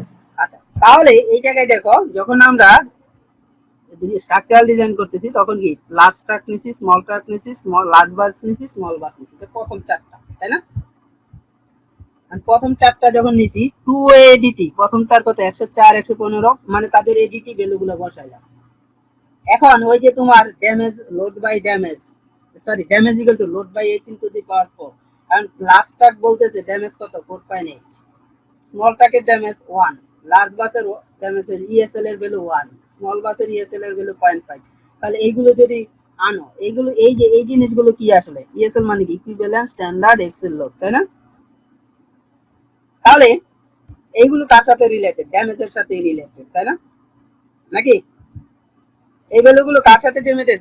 মানে কি যে তুমি যদি বলো যে দাম এই ড্যামেজ কি এগুলোর প্রপোর্শনাল, দ্যাট মিন্স একটা ট্রাক গেলে মানে 4.8 গুণ যদি ড্যামেজ হয়, একটা স্মল ট্রাক গেলে 1 গুণ ড্যামেজ হয়, একটা লার্জ বাস গেলে কি 1 গুণ ড্যামেজ হয়, একটা স্মল বাস গেলে কি 0.5 পরিমাণ ড্যামেজ হয়, 0.5 গুণ ড্যামেজ হয়। কি বলতে বোঝা গেছে? আমার কথাই বোঝা যাচ্ছে? জি স্যার। যদি একটা স্মল বাস যায় ড্যামেজ যদি 0.5 হয়, তাহলে একটা লার্জ ট্রাক গেলে কি ড্যামেজ কত হচ্ছে? 4.8। তাহলে একটা স্মল বাস গেলে যতটুকু ড্যামেজ হয়, একটা লার্জ ট্রাক গেলে তার চাইতে কয় গুণ ড্যামেজ হয়? 9.5 গুণ ড্যামেজ বেশি হয়, তাই না? নাকি? স্যার এই জায়গাটা বুঝিনি, আরেকবার বলবেন? আচ্ছা আরেকবার বলি, সমস্যা নেই, না বুঝলে বলবা সাথে সাথে। দেখো এই ইএসএলটা কার সাথে রিলেটেড? ড্যামেজের প্রপোর্শনাল, তাই না? যার ইএসএল যত বেশি সে তত বেশি ড্যামেজ করবে, নাকি? এটা তো জানো নাকি? এটা তো বুঝতে পারছো নাকি? হ্যালো? জি স্যার। এখন যদি একটা স্মল বাস 0.5 এক্স পরিমাণ ড্যামেজ করে, তাহলে একটা লার্জ ট্রাক ড্যামেজ করে কত? 4.x গুণ, নাকি? নাকি টোটাল ড্যামেজের যদি এটা 0.5 ড্যামেজ করে, তাহলে কি এটা কত কত ড্যামেজ করবে? 4.8x, নাকি? হ্যাঁ, হ্যালো, কথাটা কি বোঝা গেছে? জি স্যার। তাহলে একটা স্মল বাস গেলে ড্যামেজ যদি 1 হয়, তাহলে একটা লার্জ বাস গেলে ড্যামেজ কত হবে? 9.6 না? হ্যাঁ, তাহলে একটা স্মল, তাহলে যে জিনিসটা আমি বলতে চাচ্ছি এই জায়গায় এই যে ফ্যাক্টর গুলো ইএসএল ফ্যাক্টর গুলো দিছে, এইগুলো আসলে কার সাথে রিলেটেড? রাস্তায় একটা ভেহিকেল গেলে রাস্তার কত লোড আসবে এটার সাথে রিলেটেড ইনভার্সলি, তাই না? নাকি? তাহলে দেখো তো এই জায়গায় একটু ভালো করে খেয়াল করো, রাস্তার উপর দিয়ে ডেইলি ভেহিকেল যাচ্ছে কি 104টা। এখন একটা ভেহিকেল ড্যামেজ করে 4.8, বা একটা ভেহিকেলের ইএসএল হচ্ছে 4.8। তাহলে বলো টোটাল যতগুলো ভেহিকেল রাস্তার উপর দিয়ে যায় তার ইএসএল কত?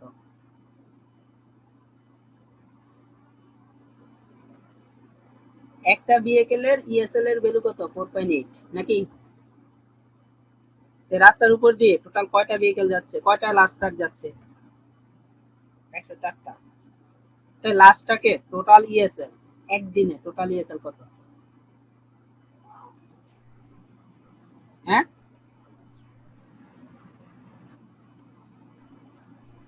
বলো। স্যার 499.2। মানে কি করছো তোমরা? 104 এর সাথে 4.8 গুণ করছো, নাকি? জি স্যার। আচ্ছা, এটাই জানতে চাইছি, ঠিক আছে? রেজাল্ট মানে পরবর্তী ইস্যু। আমরা যে কি করছি 104 ইন্টু 4.8, মানে হচ্ছে একদিনে টোটালি যত ট্রাক যাচ্ছে তার ইএসএল, নাকি? জি স্যার। এখন তাহলে এটা দিয়ে যদি 365 দিয়ে গুণ করো, তাহলে এক বছরে কত যত ভেহিকেল যাচ্ছে, যত ট্রাক যাচ্ছে তার ইএসএল কি বের হইলো? হ্যাঁ, জি স্যার। এখন দেখো একটা গ্রোথ ফ্যাক্টর দিয়ে দিছে, ভেহিকেলের গ্রোথ ফ্যাক্টর কত দিছে? 8% আমাদের, তাই না? দেখো তো কত দিছে ডাটাটা আমাদের উপরে। গ্রোথ রেট ভেহিকেলের কত দিছে? 8% না? পারে না? জি স্যার। তাহলে গ্রোথ রেট যদি 8% হয়, তাহলে গ্রোথ ফ্যাক্টরের একটা ফর্মুলা আছে, সেটা হচ্ছে গ্রোথ ফ্যাক্টর ইকুয়াল টু, এই ফর্মুলাটা তোমরা এর মধ্যে পড়ার কথা তোমাদের। আসিফ আসিফ ভাই একটা ক্লাস নেন না? Hello, 1 plus r to the power 4 divide n minus 1 divided by, এটা হচ্ছে গ্রোথ ফ্যাক্টরের একটা ফর্মুলা। তাহলে এটা মিন করতেছে কি? 2018 সালে, 2003 সালে সাপোজ একটা ভেহিকেল যাচ্ছে, 2018 সালে তার কত গুণ ভেহিকেল যাবে? কথা কি ক্লিয়ার? হ্যালো, সাপোজ 2003 সালে একটা ভেহিকেল যাচ্ছে, 2018 সালে ভেহিকেল যাচ্ছে 10টা, তাহলে কয় গুণ মানে রাস্তার ভেহিকেলের সংখ্যা বাড়ছে কত গুণ? হ্যাঁ, ভেহিকেলের সংখ্যা কত গুণ বাড়ছে? 2003 সালে যাচ্ছে 2টা, সাপোজ 2018 সালে 10টা ভেহিকেল যাচ্ছে, তাহলে কত গুণ ভেহিকেল কত গুণ হয়েছে 2003 থেকে 2018-তে? 5 গুণ। 5 গুণ। তাহলে এটা কিভাবে ক্যালকুলেট করে? এই ফর্মুলা দিয়ে ক্যালকুলেট করে। কি বলতে বুঝা গেছে? যে তোমার গ্রোথ রেট দিয়ে দিলে যে তোমার 2003 সালে থেকে 2018 সাল পর্যন্ত যদি গ্রোথ রেট দিয়ে দেয় প্রতি বছরের, তাহলে 2003 থেকে 2018-তে কত গুণ ভেহিকেল বাড়বে, ঠিক আছে? এটা কি আমার জানা দরকার না 2018-তে লোড বের করতে হইলে? জি স্যার। তাহলে এটারে যদি আমি গ্রোথ ফ্যাক্টর দিয়ে গুণ করি, তাহলে কি 2018 সালে রাস্তার উপর টোটাল কত লোড আসবে এটা কি বের হবে? হ্যাঁ, জি স্যার। আমার কথা কি ক্লিয়ার? 2003 সালে একদিনে ভেহিকেল যাচ্ছে 104টা, 2018 সালে একদিনে কয়টা ভেহিকেল যাবে?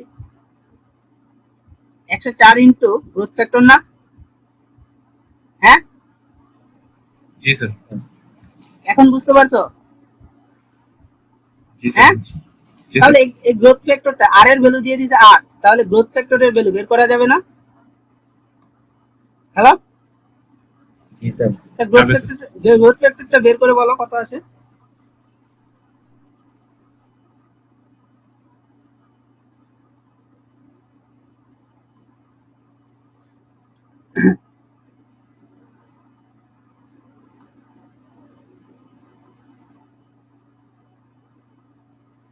গ্রোথ ফ্যাক্টর কত? 27 বা এরকম কিছু হয়তো, আর খেয়াল নাই। কত বলতো? 27.15। 27.15। আচ্ছা, তাহলে দেখো তো এই এটার সাথে 27. এটার ভ্যালু 27.15 বসাও, তাহলে দেখো তো ডান পাশে সবার ডান পাশে কিউমুলেটিভ বিএসএল এর ভ্যালুটা আসে কিনা? আসছে স্যার। আসে। এখন সবগুলো এখন 115 সাথে 100 স্মল ট্রাকের জন্য 2018 সালে টোটাল ইএসএল কত এটা কি বের করা যাবে না সিমিলার ভাবে? কিভাবে করবা? 115 ইনটু 1 ইনটু 365 ইনটু 27.15 নাকি? করে দেখো তো ওইটা আসে কিনা।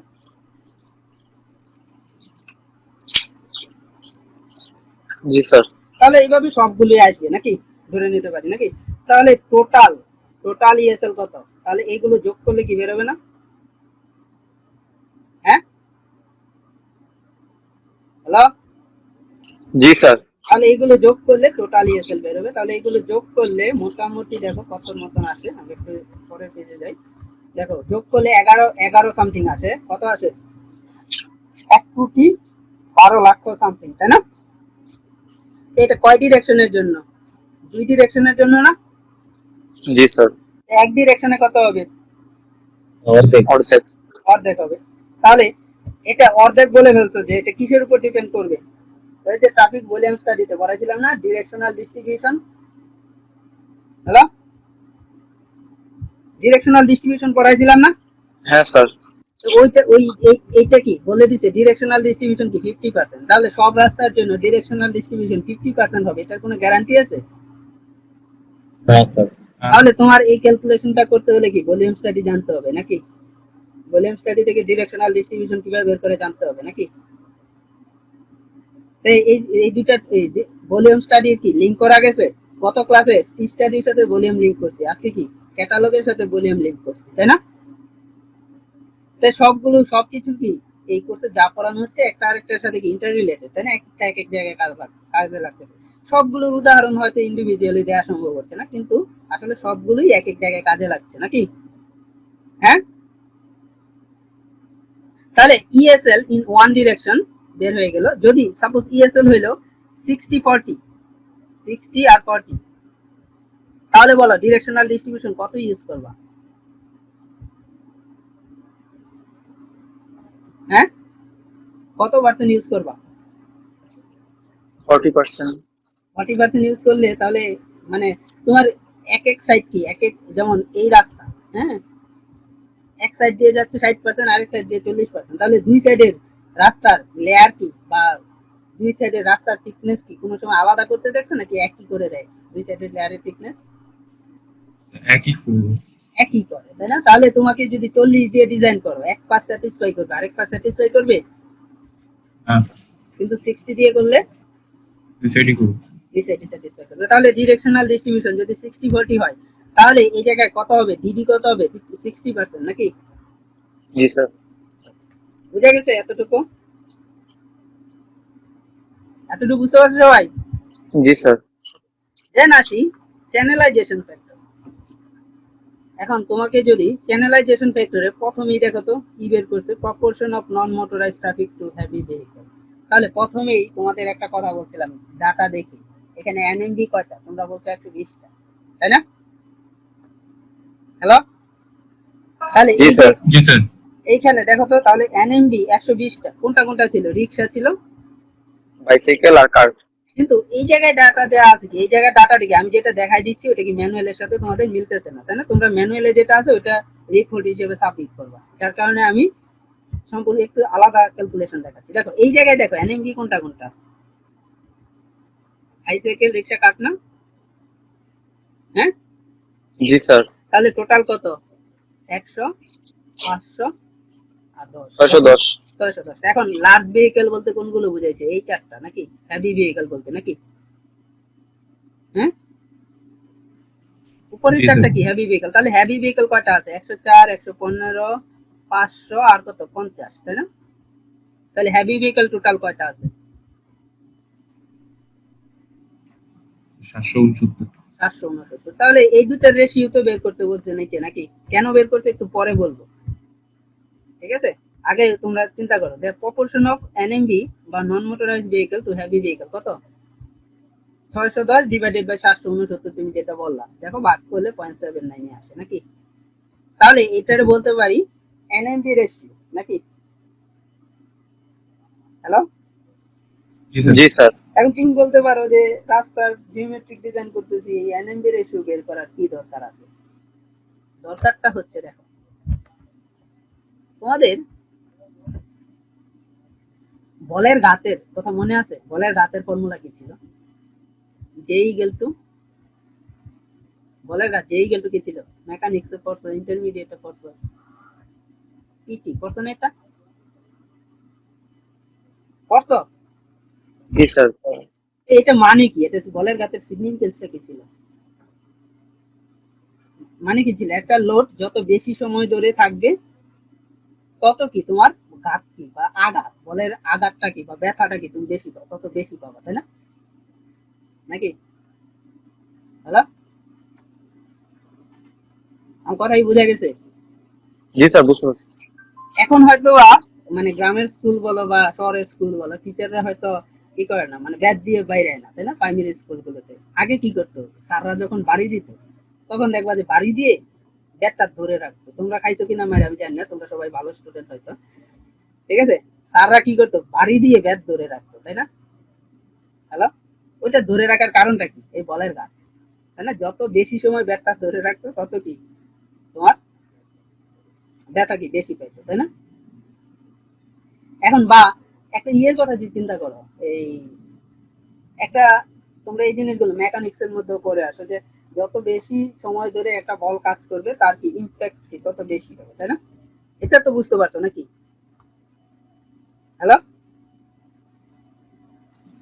আচ্ছা, জি স্যার, বুঝছি এখন দেখো রাস্তার উপর যদি সামনে থাকলো এনএমবি, পিছনে যত বড় বড় ভেহিকেলই থাকুক বা যাই থাকুক না কেন, তাহলে পিছনের ভেহিকেল, তোমার সামনে যদি এনএমবি থাকে তাহলে তুমি কি এনএমবির চেয়ে বেশি স্পিডে চলতে পারবা যদি ওভারটেক করে তাকে সামনে না চলে যাও?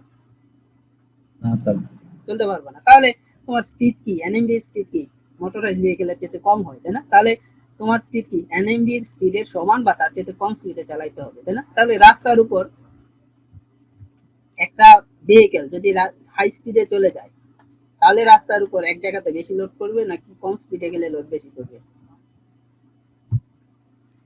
কম স্পিডে। কম স্পিডে। তাহলে জিনিসটা কি এনএমবি রেশিও, জিনিসটা কি বোঝা গেছে কেন এনএমবি রেশিওটা বের করছে? এনএমবি রেশিও বেশি মানে কি? হ্যাঁ, রাস্তার উপর ভেহিকেলের স্পিড কম হবে, রাস্তার উপর লোড বেশি হবে, তাই না? নাকি? জি স্যার, জি স্যার। এখন দেখো একটা টেবিল তোমাদের দেয়া আছে, টেবিলটাতে যদি তোমরা যাও দেখো এই যেটা চ্যানেলাইজেশন ফ্যাক্টরের একটা টেবিল দেয়া আছে, বলে দিয়েছে কি রোডের উইডথ যখন 5.6 থেকে 18.4 ফিট হয়, ফিটে যদি হয় বা 5 রোডের উইডথ 5.6 মিটার বা 18.4 ফিট, 5.6 যদি হয় চ্যানেলাইজেশন ফ্যাক্টর এনএমবি রেশিও দুইটা দিছে, একটা কি দুই ক্যাটাগরিতে এনএমবি রেশিও রে ভাগ করছে। যদি এনএমবি রেশিও 0.5 এর চাইতে কম হয় তাহলে কি বলতেছে লো, এনএমবি রেশিও যদি 0.5 বা তার চাইতে বেশি হয় তাহলে কি বলতেছে হাই এনএমবি রেশিও, নাকি? Hello, ji sir. এখন দেখো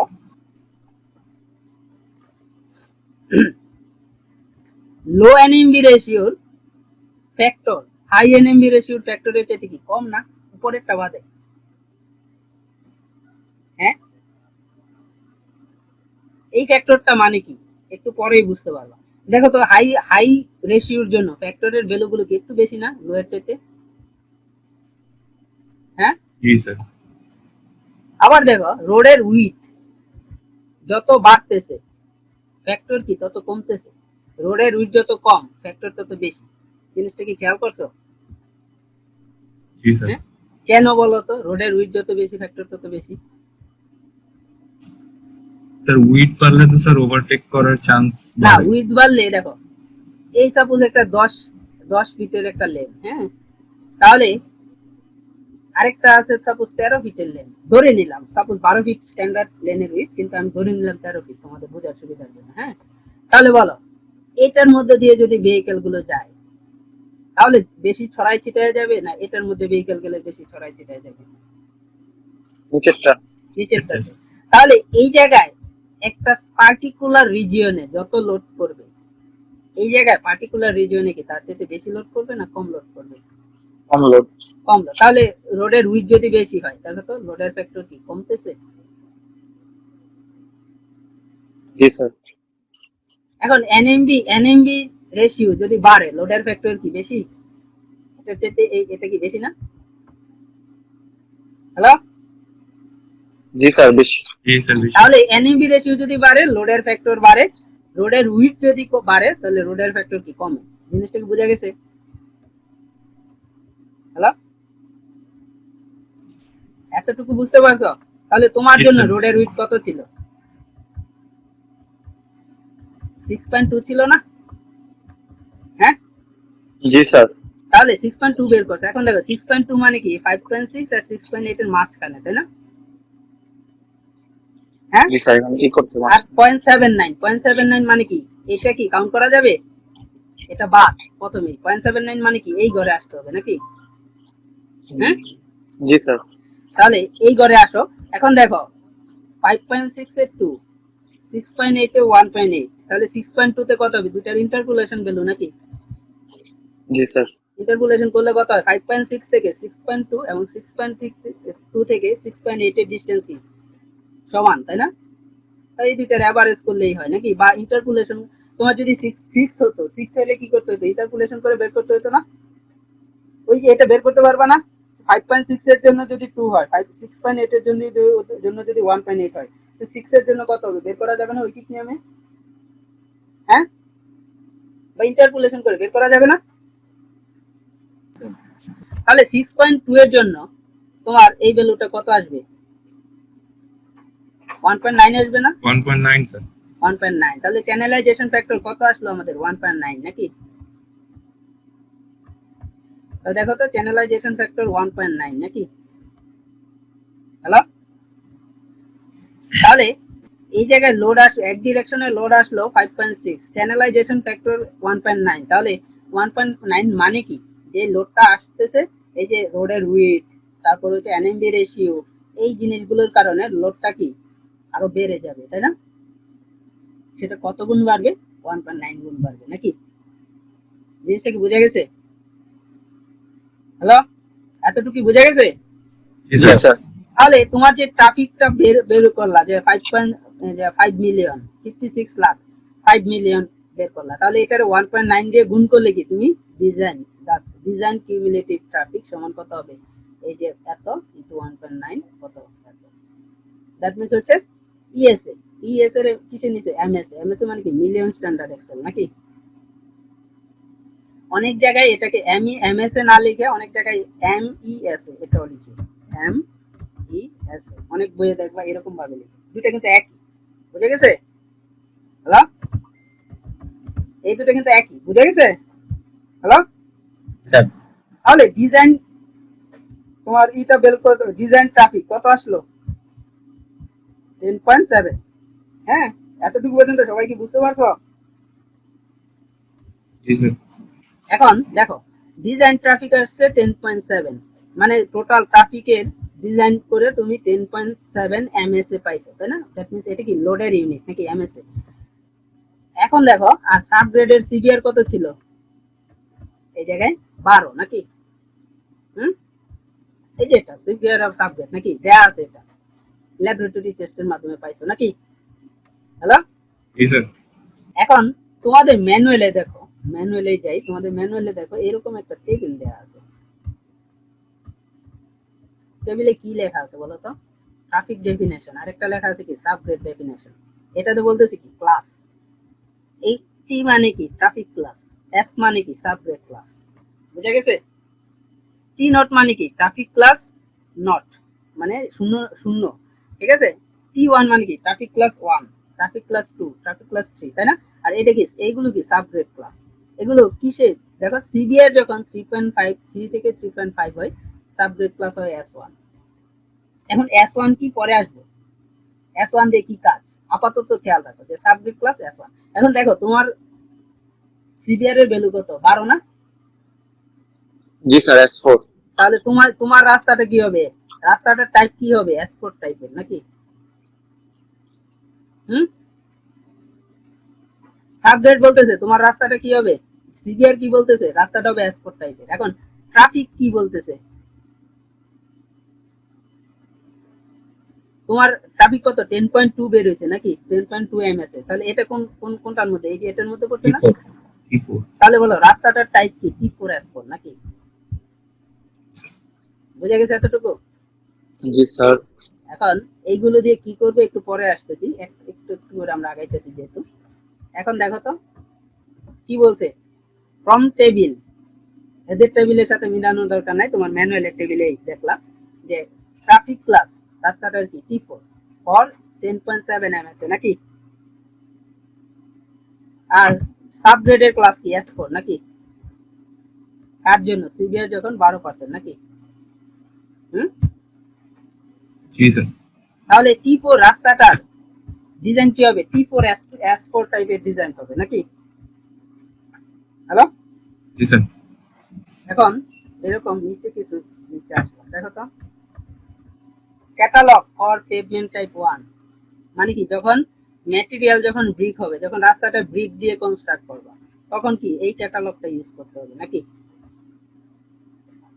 যখন রাস্তা তুমি কনস্ট্রাক্ট করবা গ্রাভেল আর স্টোন দিয়ে তখন কি ক্যাটালগ কোনটা ইউজ করতে হবে, এটা দিয়ে, এটা ইউজ করতে হবে নাকি। দ্যাট মিন্স ম্যাটেরিয়াল কোন ক্যাটালগ কোন ম্যাটেরিয়ালের জন্য ইউজ করবা এগুলো বলে দিছে এই জায়গায় নাকি। গ্রাভেল এন্ড অ্যাসফল্ট বেস যখন ইউজ করবা তখন কি এই ক্যাটালগ ইউজ করবা, যখন হচ্ছে স্যান্ড বিটুমিন ইউজ করবা তখন কি এটা ইউজ করবা, যখন লাইন স্টেবিলাইজ সাববেস ইউজ করবা তখন কি এই ক্যাটালগ ইউজ করতে হবে। যখন তুমি মানে এই যে ইএস এর ভ্যালু যখন 0.5 মিলিয়নের চেয়ে কম হবে তখন কি এই ক্যাটালগটা ইউজ করতে হবে।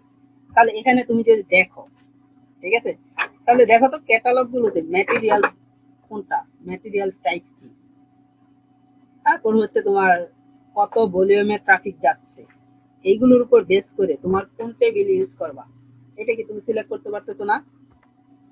জি স্যার। জি স্যার। এখন দেখো এই জায়গায়, দেখো এই জায়গায় দেখো কোনটার কি সিম্বল, এই এটা মানে কি এসটি মানে কি সারফেস ট্রিটমেন্ট নাকি। জি স্যার। এই যে এই ধরনের কোনো কিছু থাকা মানে কি সেটা কি হ্যান্ড ক্রাশ ব্রেক, এই ধরনের মানে সিম্বল গুলো লিজেন্ড গুলো দিয়ে দিছে তাই না। Hello, ji sir. আচ্ছা তাহলে এটাতে যাই। এখন তোমাদের যদি suppose gravel and stone use করলো তোমার রাস্তাতে, এখন তুমি ইঞ্জিনিয়ার হিসেবে এটা ডিপেন্ড করবে কিসের উপর, ম্যাটেরিয়াল পাচ্ছ কি না পাচ্ছ, বা হচ্ছে ম্যাটেরিয়ালের অ্যাভেলেবিলিটির উপর, তাই না? নাকি?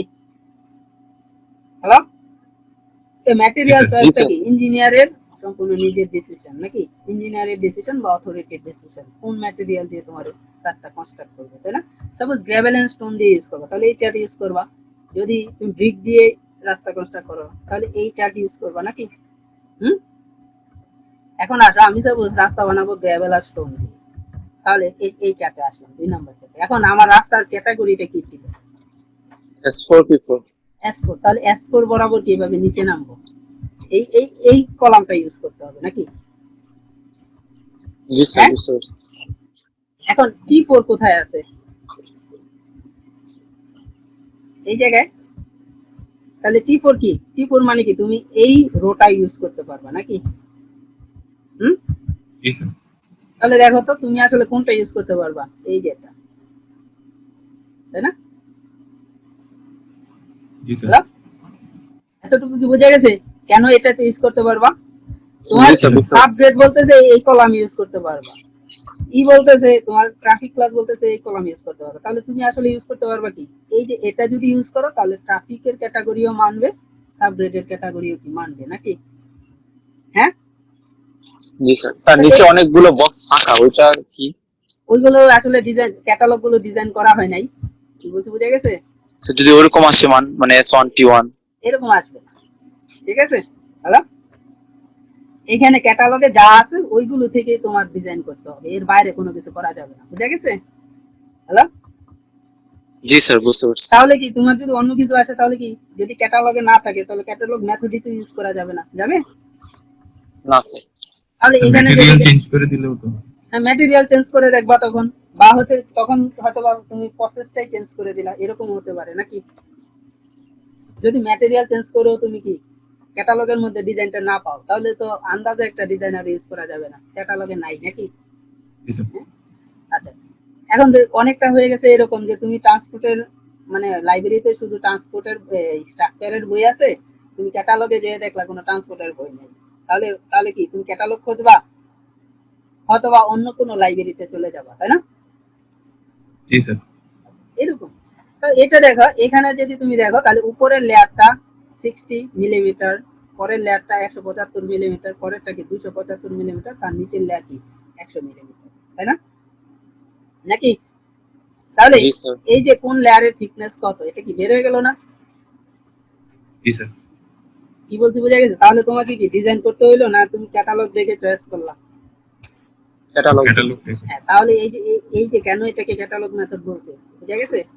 এখন জি স্যার। এখন তোমার এই ক্যাটালগে তুমি কোন লেয়ারে কি ইউজ করতেছো এটা বোঝা যাবে কোনখান থেকে, এই লিজেন্ড দেখে, তাই না? লিজেন্ড। জি স্যার। বুঝা গেছে? হ্যাঁ, স্যার। তাহলে এটাই তো তোমার ক্যাটালগ মেথডের ডিজাইন। তাহলে কি করতে হবে, এতটুকু পর্যন্ত বের করার পর অ্যাসাইনমেন্টে কি করতে হবে, ওই যে তুমি ব্রিকের জন্য এটা ইউজ করবা, একটা ছবি এঁকে দিবা, গ্রাভেল এন্ড স্টোনের জন্য একটা ছবি এঁকে দিবা, যে এই গ্রাভেল এন্ড স্টোনের জন্য এই লেয়ারের জন্য এটা ইউজ করবা। লিজেন্ড কোথা থেকে নিবা, ওই যে তোমার লিজেন্ড যে জায়গায় দেয়া আছে, তাই না? স্যার লিজেন্ড কি লিখে দিব? লিজেন্ড লিখতে হয়, লিজেন্ড তো দিলেই বোঝা যায়, তাই না? Hello, ji sir. মানে তোমরা লিজেন্ড দিতে তো জানো, তাই না? যে তোমার ত্রিভুজ, ওই যে আগে গ্রাফের মধ্যে কি দিতা, ত্রিভুজ, ত্রিভুজ মানে হচ্ছে গ্রুপ 1, বৃত্ত মানে কি গ্রুপ 2, তাই না? হ্যালো, হ্যালো, তাহলে সবাই কি বুঝতে পারছো ক্যাটালগ মেথডের ডিজাইন? জি স্যার। আর কোনো কনফিউশন নাই তো, নাকি? হ্যালো, না স্যার। না, sir. ওকে। তাহলে তোমাদের যদি কনফিউশন না থাকে তাহলে হচ্ছে যে এই জিনিসটা যে তোমার